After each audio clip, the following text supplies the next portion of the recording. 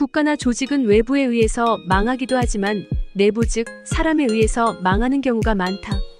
로마 제국이 게르만 민족의 이동으로 망했다는 것이 정설이지만 사실은 그 이전부터 중소자영농민의 몰락이라는 내부의 문제 때문에 서서히 무너지고 있었다. 기업이나 조직 또한 마찬가지다. 시대의 흐름에 적응하지 못해서, 경쟁 기업이 너무 뛰어나서, 이런 말은 여러 원인 중에 하나이다. 이런 상황은 이미 기업이나 조직 내부에서 감지되고 있었을 것이다. 그렇다면 왜 가만히 보고만 있었을까? 그것은 내부의 의견들이 반영이 안 됐거나 말을 하는 사람이 없었기 때문일 것이다. 의견이 무시되거나 강압적인 조직 분위기, 리더의 고집이 다수를 침묵시킬 수 있다. 과거 조선의 선조는 이이의 10만 양병설을 무시했으며 일본 사신단으로 파견 나갔던 황윤길이 일본이 조선을 침략할 수 있다는 보고도 듣지 않았다. 결국 임진왜란으로 이어졌으며 선조는 신의주까지 쫓기게 됐다.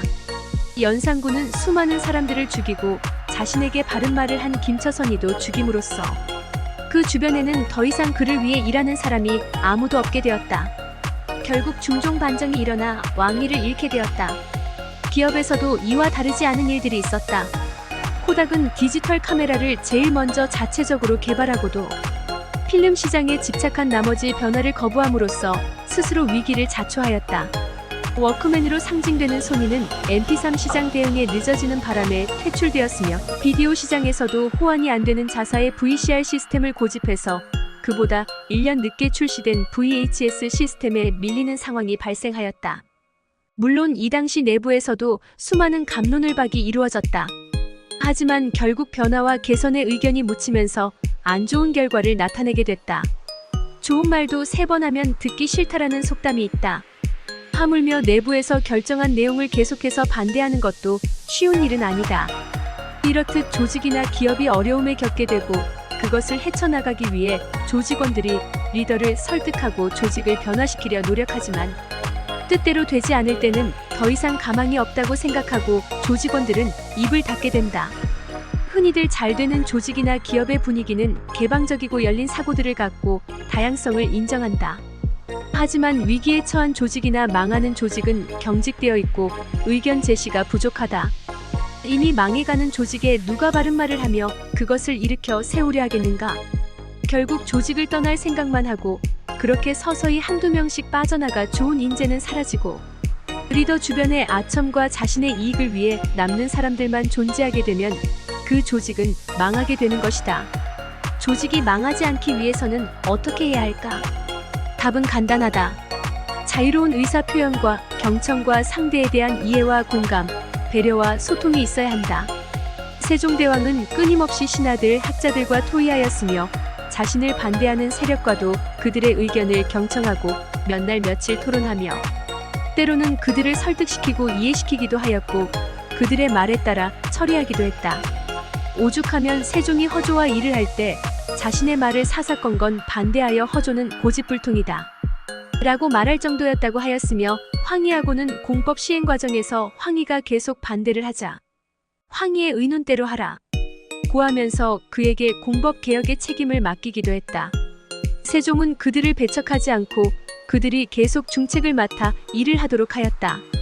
그토록 한글 창제에 반대했던 최만리조차 세종은 그와 끊임없이 토론하였으며 그가 집현전 부제학을 그만두고 고향으로 내려가 버리자 그 자리를 비워두고 그가 다시 돌아오기를 기다렸다.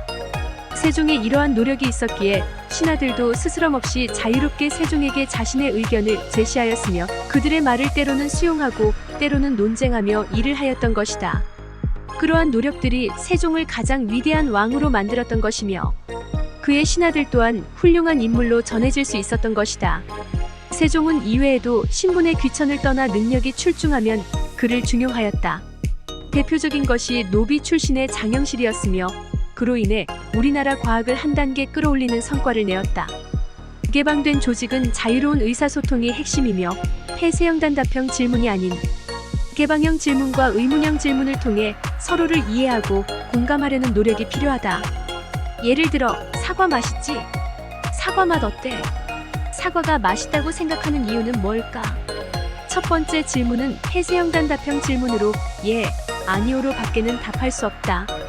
반면 두 번째 질문은 개방형 질문으로 답이 없기에 자신의 의견을 자유로이 표현할 수 있으며, 세 번째 질문은 의문형 질문으로 상대의 의견을 좀 더 구체적으로 들을 수 있으면서 상대를 이해하고 공감할 수 있는 방법이다.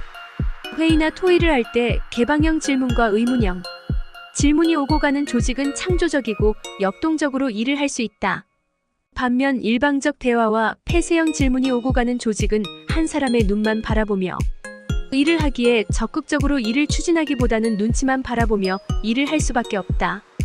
그리고 조직원들이 말수가 적어지면 그 조직은 위험해지고 있다는 신호다. 선택은 리더의 몫이다.